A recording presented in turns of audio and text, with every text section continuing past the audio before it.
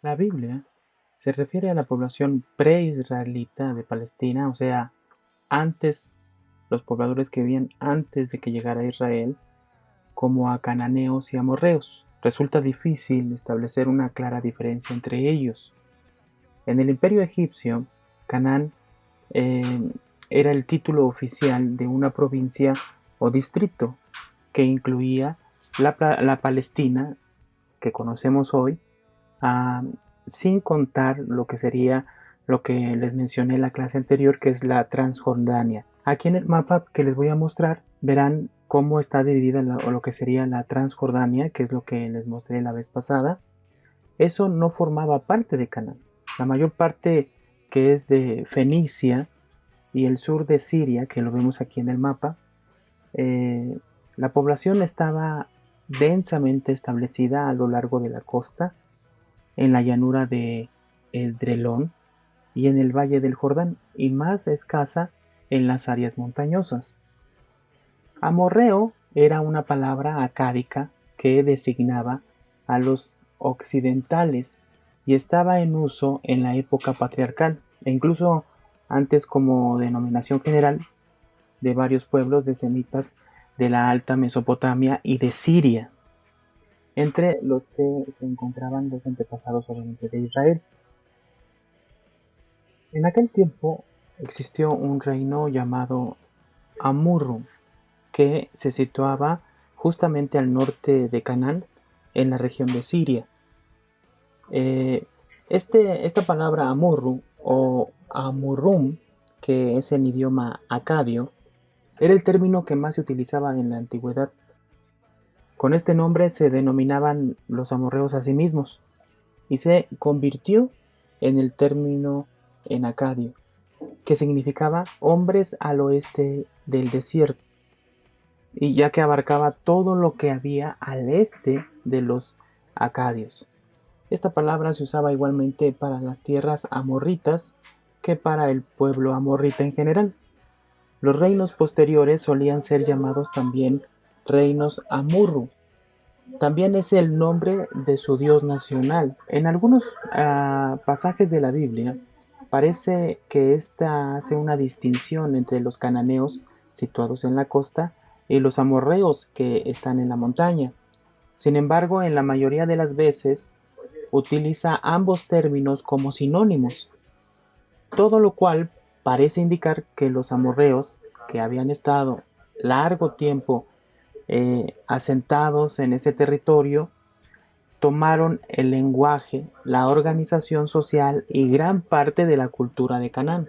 Por lo tanto, la población pre-israelita predominante no fue diferente del mismo Israel en raza y en cultura. Políticamente, Canaán estaba compuesta por un mosaico de estados muy pequeños, prácticamente ciudades-estado, que estaban obviamente bajo el gobierno de Faraón. Las ciudades cananeas constan fundamentalmente de unas fortificaciones en torno a un palacio y a un templo, tal como se puede constar en algunos hallazgos que se encontraron en Megiddo, en Laquis y Guser. Cada ciudad estaba gobernada por un rey que es intermediario entre Dios y sus súbditos. El rey estaba rodeado de una asamblea de nobles, terratenientes y los ancianos. Los artesanos son ricos y se aprecia el lujo. Los cananeos fueron un pueblo comerciante, grandes exportadores de madera, de construcción y líderes en la industria textil y el teñido de púrpura. Estuvieron en contacto no solo con Egipto y Mesopotamia, sino incluso con los países del mar Egeo, tal y como lo ha puesto de manifiesto el hallazgo de abundantes piezas de cerámica en toda Palestina y Siria, aproximadamente en los siglos XIV y XIII a.C. Los escribas cananeos utilizaron el acádico, el egipcio y otras lenguas e inventaron un alfabeto que después sería llevado por los fenicios a Grecia, siendo el predecesor de nuestro alfabeto actual. La religión cananea se caracteriza por un paganismo extraordinariamente envilecido, especialmente en lo tocante al culto a la fecundidad o a la fertilidad.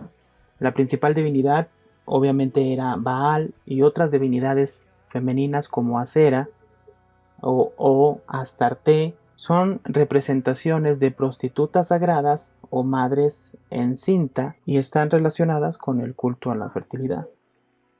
Hablando acerca de la conquista precisamente de Canaán, hay varias teorías por los mismos hebreos.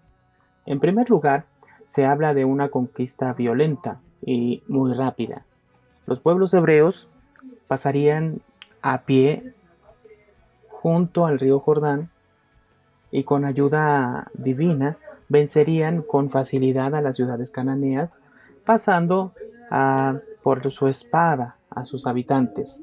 Esta tesis estaba apoyada con los restos arqueológicos que nos proporcionan toda una serie de ciudades destruidas correspondientes aproximadamente al siglo IV.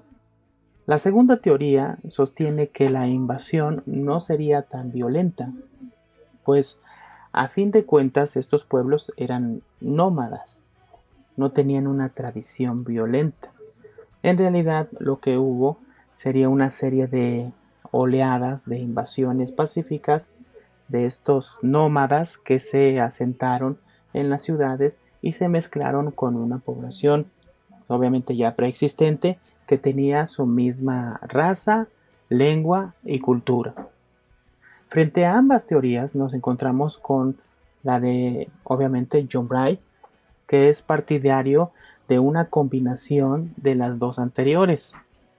Para este autor, lo más probable es que el pueblo hebreo, que provenía del Sinaí, al llegar a la tierra de Canaán, se encontrara con una población hebrea descendiente de los patriarcas. En algunos casos incluso podía llegar a tener conocimiento del Dios de Abraham, que se van a rebelar contra los reyes de estas ciudades y las clases dominantes, lo que va a facilitar la conquista obviamente de estas ciudades. Otra teoría, esta habla de la rebeldía campesina, una revuelta de los campesinos cananistas de la costa contra sus señores y que en un momento de una desintegración social huyeron de las tierras o de las tierras bajas y de las tierras altas. Sea lo que fuere, está claro que los hebreos salieron de Egipto, llegaron al oasis de Cades y de ahí intentaron entrar a Canaán por el sur, siendo rechazados. Bueno, esa es esta postura.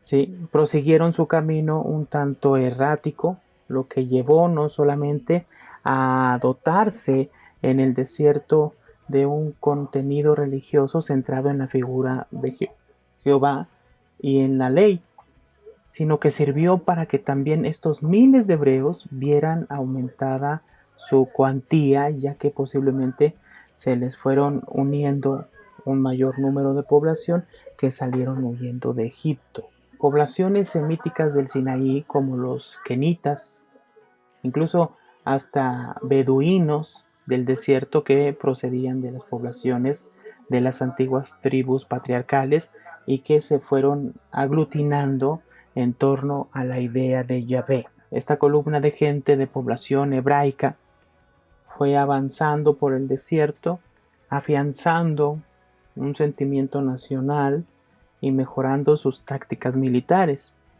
De ese modo llegaron a lo que vimos anteriormente como Transjordania, que ocupa lo que sería Edom, Moab y Amón, donde se va a quedar una parte de esa columna correspondiente sin duda a la tribu de Gad, que va a encontrar aquí una población con la que se encuentra unida étnicamente. Lo mismo ocurre con la tribu de Rubén. Ambas tribus se van a quedar con este territorio en la orilla del Jordán y se van a unir para conquistar la ciudad de Hezbón y su pequeño reino amorreo.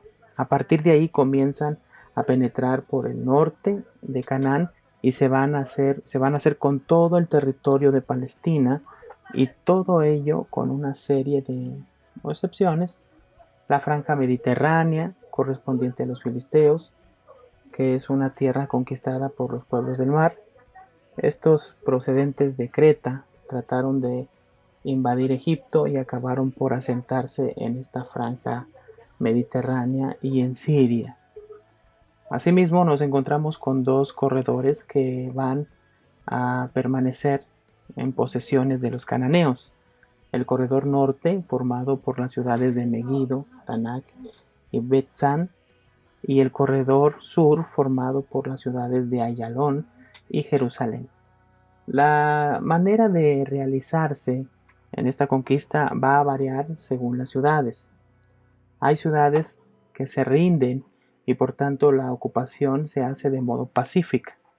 Sin embargo, en otras se utiliza la violencia y es difícil explicar cómo un pueblo con una falta de experiencia militar puede vencer a un ejército de profesionales. Bueno, viéndolo históricamente, hermano, sería así, pero nosotros sabemos que detrás de este pueblo pues estaba Dios, ¿verdad? Y los pasajes bíblicos nos hablan de qué manera Dios obraba en estas guerras. Bueno, siguiendo con la historia, la historia nos cuenta que la respuesta la tenemos en que, en primer lugar, esta zona está en un impasse en la cual no está controlada por ninguna potencia.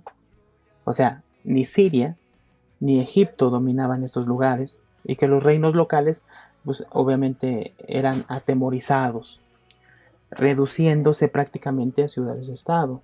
Si a eso se le une que la población invasora es de la misma etnia y tiene la misma lengua y cultura de la población local, es fácil comprender que se produjo un sentimiento de simpatía hacia, obviamente, lo que sería Jehová, o que en todo caso esta población hebrea, dominada, descontenta, aprovechó para rebelarse con la población dominante y así obtener el poder. De este modo, nace una nación centrada en la figura de Jehová, descentralizada de las famosas 12 tribus, con un cierto lazo entre sí, pero que carecen de una estructura política en común o un liderazgo visible. Las tribus de Israel van a quedar establecidas del siguiente modo: la tribu de Gad y de Rubén se van a quedar con lo que sería lo que vimos, hermano, que sería la Transjordania, el lado oriente del Jordán. Las tribus de Aser, Zabulón, Sacar y Neftalí van a quedar al norte, ¿sí?, de lo que sería Canaán, y las tribus de Manasés, Dan, Efraín y Benjamín quedarán lo que sería en el centro, y la tribu de Judá, Leví y Simeón quedarán al sur. En Silo se guardaba el arca de la alianza, que era de madera de acacia, y guardaba las tradiciones del desierto y los 10 preceptos de Moisés. Aunque nos encontramos que el culto a Yahvé en otras ciudades como Betel, Hebrón, manifiesta un dualismo, porque mientras Yahvé es el Dios que atiende a los servicios espirituales y combate por los judíos en tiempos de guerra, los dioses cananeos son los de la fertilización y de los cultivos, de las cosechas y de las lluvias, como, hermanos, lo vemos, ¿sí? Obviamente hubo una mezcla entre lo que es Jehová, Dios Jehová, y sus leyes, pero al mismo tiempo el pueblo de Israel también adoraba a los dioses de la fertilidad, de la fecundidad, llamados Baal, Asera, Astarte, etcétera, etcétera. Este pueblo se reúne en Siquén para renovar la alianza del Sinaí, pero ya José nos habla de que hay diferencias entre ellos. El principal problema que van a tener es que Jehová es único y no quiere otros dioses. Sin embargo, en las ciudades de Israel van a seguir cohabitando con el Dios obviamente de Abraham, de Isaac y de Jacob, y con los dioses que venían de Mesopotamia, y ello va a provocar obviamente la ira de Dios. Hablando bíblicamente, tenemos que recordar que el pueblo de Israel, que estuvo en el desierto del Sinaí, después de estar casi un año en el monte Sinaí, de ahí va rumbo a Cades Barnea. Este lugar de Cades Barnea es importante. Recordemos que aquí es donde el pueblo se rehúsa a conquistar y a ir y tomar la tierra que Dios ya le había dado por posesión. Esto lo vemos y lo podemos ver en el capítulo 13 y 14 del libro de Números. Aquí es donde Dios entonces desecha a esta generación y promete que esta generación no iba a ver la tierra que él había dado en posesión a Israel. Hasta que toda esta generación desaparezca, entonces el pueblo podía tomar posesión de esa tierra y Dios iba a levantar entonces una nueva generación para que tomara posesión de esa tierra. Tomando en cuenta esto, el pueblo entonces sale de Cades Barnea y va rumbo al norte, lo que sería la parte norte de Canaán, pero se encuentra con Edom. Israel quiere pasar por el territorio de Edom y pide permiso a este pueblo y al rey de Edom para pasar por su territorio, el cual se rehúsa a dejarlos pasar y al contrario, toma represalias y dice que si ellos pasan por su territorio, ellos entonces tomarán represalias e irán contra ellos. Por lo tanto, la decisión es rodear la tierra de Edom y también la tierra de Moab. Como se muestra aquí en el mapa, son los dos pueblos que están al al sur de Canaán, al sur de Canaán, junto a lo que sería el mar Mediterráneo. Ahí tenemos a estas dos naciones que estaban alrededor de la tierra de Canaán. Después entonces de rodear la tierra de Edom, se encuentran con un rey amorreo llamado Sheón.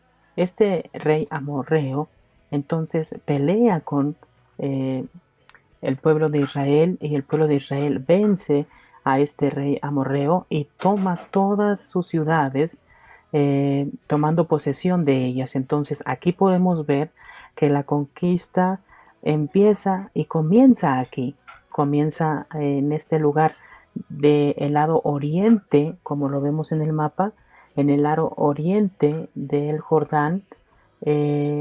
Todavía el pueblo no entraba en sí a la tierra de Canaán. Por eso nosotros vemos que este lugar que vemos aquí se lo quedó la tribu de Rubén y de Gad.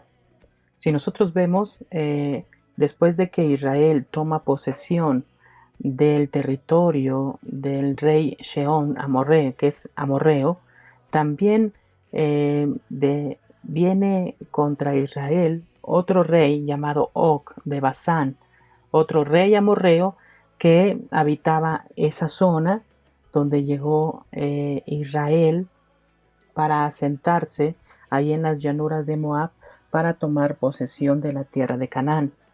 Entonces Israel vence a este rey Og de Basán y también toma sus ciudades y habita en ese lugar.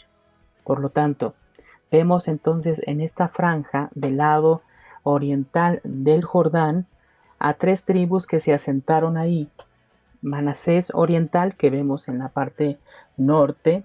En la parte central podemos ver a lo que es la tribu de Gad, y en la parte sur, junto al Mar Muerto, vemos a la tribu de Rubén.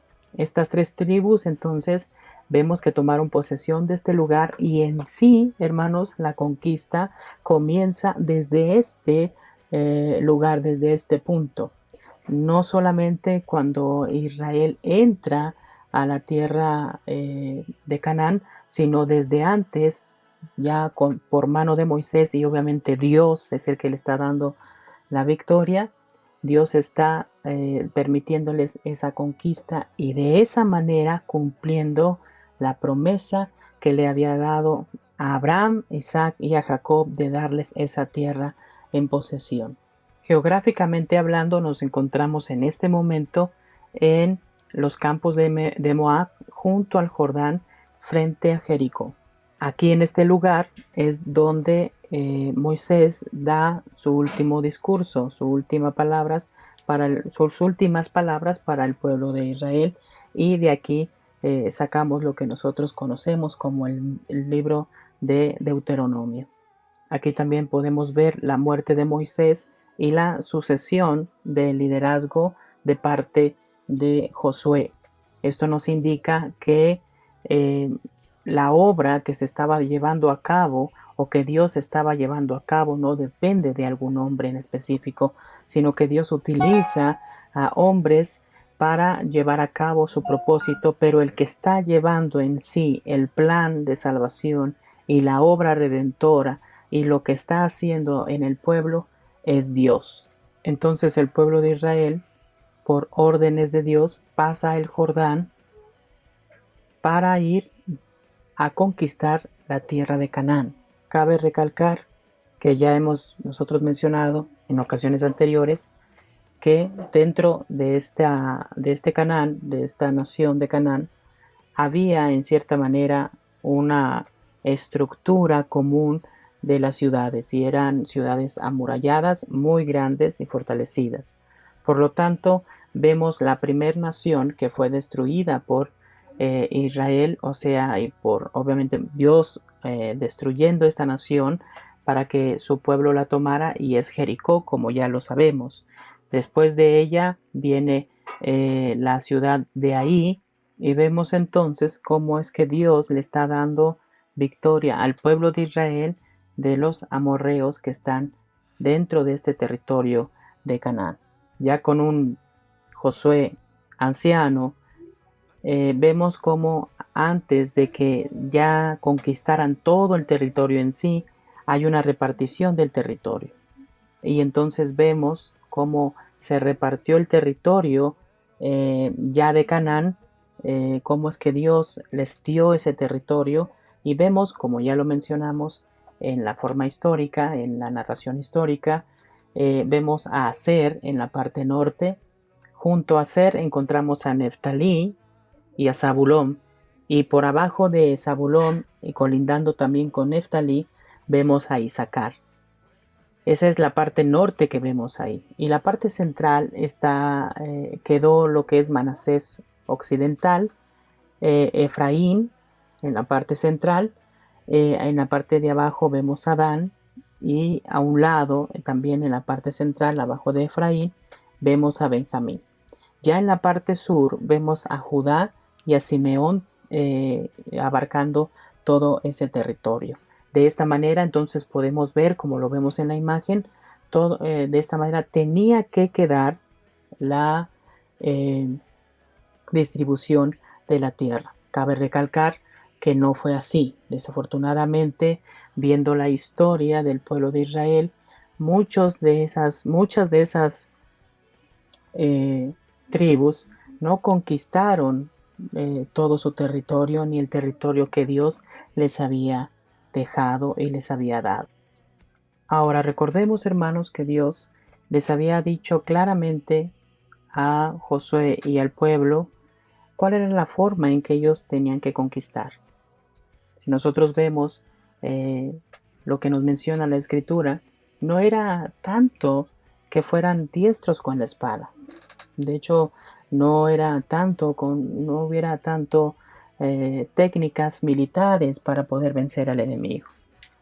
Hay unas palabras que tenemos que recordar siempre, y es que es Dios el que les está diciendo estas palabras antes de que ellos entren a la tierra a conquistar. Y es que les dice: esfuérzate y sé valiente. ¿Para qué? Para cuidar de hacer conforme a toda la ley que mi siervo Moisés te mandó. No te apartes de ella ni a diestra ni a siniestra, para que seas prosperado en todas las cosas que emprendas. Nunca se apartará de tu boca este libro de la ley, sino que de día y de noche meditarás en él, para que guardes y hagas conforme a todo lo que en él está escrito, porque entonces harás prosperar tu camino y todo te saldrá bien. Estas palabras deben de resonar y debían de haber resonado en la vida del pueblo. Desafortunadamente, hermanos, vemos a través de la historia cómo este pueblo, no atendiendo a la voz de Dios, en realidad nunca se sometió y guardó la ley de Dios. Al contrario, se olvidó de esta ley. ¿Y qué ocurrió? Empezó a hacer alianzas con los pueblos amorreos, alianzas con los pueblos que tenía que destruir. Y esto era algo que Dios les había aclarado y dicho claramente, hermanos, en el libro de Deuteronomio, capítulo 7. Dice en el verso 1: cuando Jehová tu Dios te haya introducido en la tierra en la cual entras para tomarla, y haya echado de delante de ti a muchas naciones, al Eteo, al Gergeseo, al Amorreo, al Cananeo, al Fereceo, al Ebeo y al Jebuseo, 7 naciones mayores y más poderosas que tú, y Jehová tu Dios las haya entregado de delante de ti y las haya derrotado, las destruirás del todo. No harás con ellas alianza, ni tendrás de ellas misericordia, y no emparentarás con ellas, no darás tu hijo a su hijo, ni tomarás a su hija para tu hijo, porque desviará a tu hijo de en pos de mí, y servirán a dioses ajenos, y el furor de Jehová se encenderá sobre vosotros y te destruirá pronto. Mas así habéis de hacer con ellos: sus altares destruiréis, y quebraréis sus estatuas, y destruiréis sus imágenes de acera, y quemaréis sus esculturas en el fuego. Esto es lo que menciona la Biblia, es lo que menciona Dios acerca del pueblo de Israel, lo que tenía que hacer el pueblo al entrar a esa tierra. Pero desafortunadamente vemos que no fue así. Y en el libro de Jueces, capítulo 1, vemos entonces qué fue lo que pasó.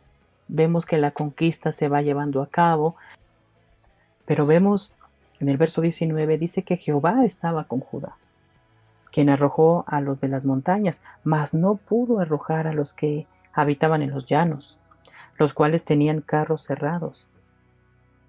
Y dieron Hebrón a Caleb, como Moisés había dicho, y él arrojó de allí a los 3 hijos de Anac. Mas al Jebuseo, que habitaba en Jerusalén, no lo arrojaron los hijos de Benjamín, y el Jebuseo habitó con los hijos de Benjamín en Jerusalén hasta hoy. Entonces, ¿qué vemos aquí? En cierta manera, Dios estaba con el pueblo, permitiéndoles y dándoles la tierra por posesión. Pero dice que ellos no pudieron expulsar no pudieron conquistar algunas tierras. La pregunta aquí es ¿por qué? Todos y cada una de las tribus no pudieron conquistar a partir de este punto. ¿Por qué es la pregunta?